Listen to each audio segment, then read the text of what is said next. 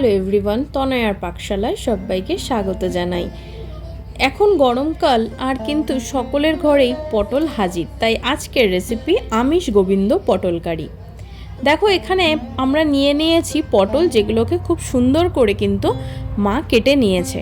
একটু খোসা রেখে এইভাবে 3 টুকরো করে নিলেই যথেষ্ট। তোমরা চাইলে কিন্তু 2 টুকরো করতে পারো। আলুগুলোকেও সেমভাবে দেখো একটু ডুমো ডুমো করে কেটে নিয়েছি।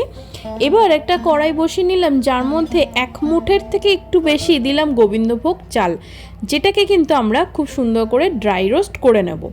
ততক্ষণে তোমাদের দেখা এখানে আমরা নিয়েছি কাতলা মাছের মাথা। তোমরা চাইলে কিন্তু রুই মাছের মাথাও নিতে পারো। এবার দেখো গোবিন্দভোগ চালটাকে কিন্তু খুব ভালো করে ভেজে নিতে হবে। গোবিন্দভোগ চাল থেকে কিন্তু খুব সুন্দর একটা গন্ধ ছাড়ে যতক্ষণ তুমি ভাজবে। দেখো আশা করি দেখে বুঝতে পারছো যে কি সুন্দর একটা কালার হয়েছে, তাই নয় কি? কালারটা যখন ঠিক এই পর্যায়ে যাবে তখন এটাকে নামিয়ে রাখবো। কড়াইতে দিলাম পরিমাণ মতন সাদা তেল, দেখতেই পেলে। এবার মাছের মাথার মধ্যে নুন আর হলুদ সমস্ত দুটোই মিশিয়ে নিয়ে খুব ভালো করে মাখিয়ে নেব।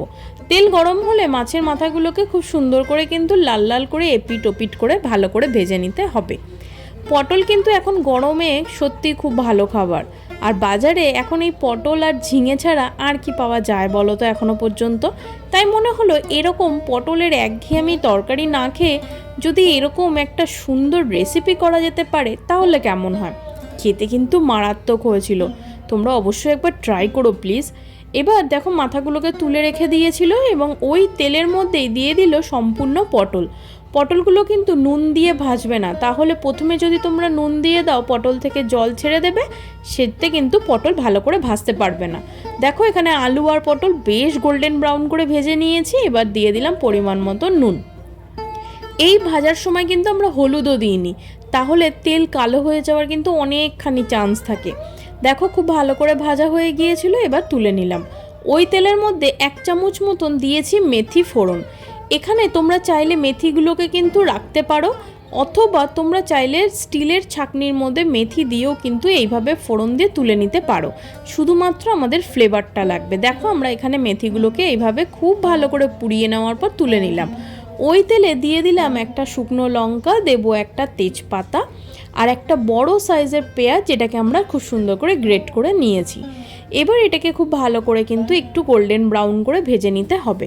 তোমরা চাইলে এই সময় একটু চিনি দিতে পারো, তাহলে তাড়াতাড়ি গোল্ডেন ব্রাউন হয়ে যাবে। দেখো ভাজা ভাজা হয়ে গেলে 1 চামচ মতন দিলাম আদা বাটা, 1 চামচ রসুন বাটা আর 1 চামচ মতন কাঁচা লঙ্কা বাটা। ঝালটা তোমরা তোমাদের মতন অ্যাডজাস্ট করে খেও। এবার দেখো এখানে দিলাম ও সামান্য একটু জল, যাতে পেঁয়াজ আদা রসুন এগুলো পুড়ে না যায়। দেবো কাশ্মীরি লঙ্কার গুঁড়ো। কাশ্মীরি লঙ্কার গুঁড়ো দিলে রঙটা খুব সুন্দর আসে। এবার দেব সামান্য একটু লঙ্কার গুঁড়ো। এই রান্নাটা কিন্তু একটু ঝাল ঝাল হলে বেশ ভালো লাগে, তাই দিলাম পরিমাণ মতন হলুদের গুঁড়ো। দেব পরিমাণ মতন নুন। এটা সম্পূর্ণ তোমরা তোমাদের চয়েস অনুযায়ী দিও, কে কীরকম নুন খাও। দিয়েছিলাম সামান্য একটু চিনি। এবার ভালো করে নাড়িয়ে চাড়িয়ে নিয়ে মশলা বলতে এখানে শুধুমাত্র আমরা ধনের গুঁড়োই ইউজ করব। দিলাম বেশ খানিকটা পরিমাণে ধনের গুঁড়ো দিয়ে কিন্তু আমাদের মশলাটাকে খুব ভালো করে ভেজে নিতে হবে। এবার চলো এখানে একটা গোটা টমেটোকে চাটফালি করে এর মধ্যে দিয়ে দিলাম। একটু জল দিয়ে দিয়ে খুব ভালো করে কিন্তু আমাদের মশলাটাকে কষে নিতে হবে। কষে গিয়েছে, দেখো সাইড দিয়ে খুব সুন্দর একটা তেলও ছেড়ে দিয়েছে। এবার আলু আর পটল, যেটাকে আমরা প্রথমেই ভেজে রেখেছিলাম, সম্পূর্ণটা দিয়ে দেবো। দিয়ে এর মধ্যে কিন্তু আমরা গোবিন্দভোগ চালটাও একই জিনিসভাবে দিয়ে দেবো। দিয়ে খুব ভালো করে আমাদের এইভাবে একটু নাড়িয়ে চাড়িয়ে কিন্তু কষিয়ে নিতে হবে। এখানে দেখো গোবিন্দভোগ চালটা কিন্তু আমরা হালকা একটু গোল্ডেন ব্রাউন করে রেখেছি, তোমরা কিন্তু এটা সম্পূর্ণ অ্যাডজাস্ট করে করো। এবার দিলাম পরিমাণ মতন গরম জল। যেহেতু এই চাল থেকে ভাত হবে, সেই কারণে জলের পরিমাণটা একটু বেশি রেখো। এখানে দেখে আশা করি তোমরা বুঝতে পারছো কতটা জল এখানে রয়েছে। ঢাকা চাপা দিয়ে দেখো যখন ফুটে উঠলো, আর এখানে চাল কিন্তু অর্ধেক মতন ভাতে পরিণত হয়েছে, পুরোপুরি কুকড এখনও হয়নি। দেখো আলুও কিন্তু আমাদের সিদ্ধ হয়ে গিয়েছে, কিন্তু দেখে তোমরা আশা করি বুঝতে পারছো যে জলের কোয়ান্টিটি কিন্তু অনেকখানি কমে গিয়েছে অতটা জল দেওয়ার পরও। তা এর মধ্যে তোমাদের যদি মনে হয় যে এই জলে হবে না, তাহলে কিন্তু দেখো মাছের মাথাটাও দিয়ে দিয়েছি। এবার একটু চেক করে নিচ্ছি, এখনও আমাদের এই চালটা হয়নি সেহেতু আরেকটু গরম জল অ্যাড করে নুনটা এই সময় তোমরা কিন্তু একটু চেক করে নিও।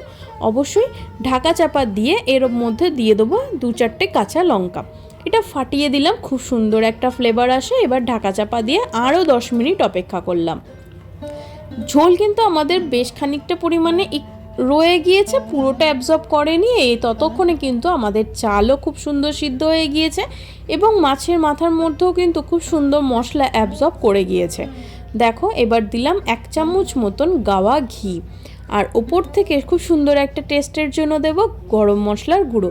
তোমরা চাইলে কিন্তু গোটা গরম মশলাকেও বেটে দিতে পারো, তাতে কিন্তু কোনো অসুবিধা নেই। এটা রুটি, লুচি, পরোটা, ভাতের সাথেও কিন্তু খুব সুন্দর যায়।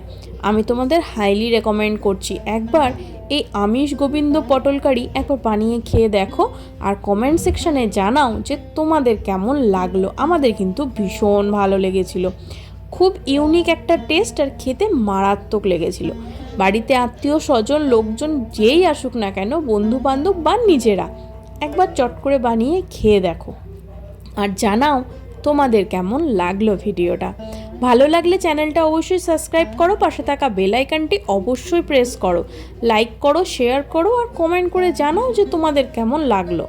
বেল আইকনটি কিন্তু প্রেস করতে ভুলো না, সাবস্ক্রাইব করো প্লিজ, যাতে তোমাদের কাছে নতুন নোটিফিকেশন চলে আসে।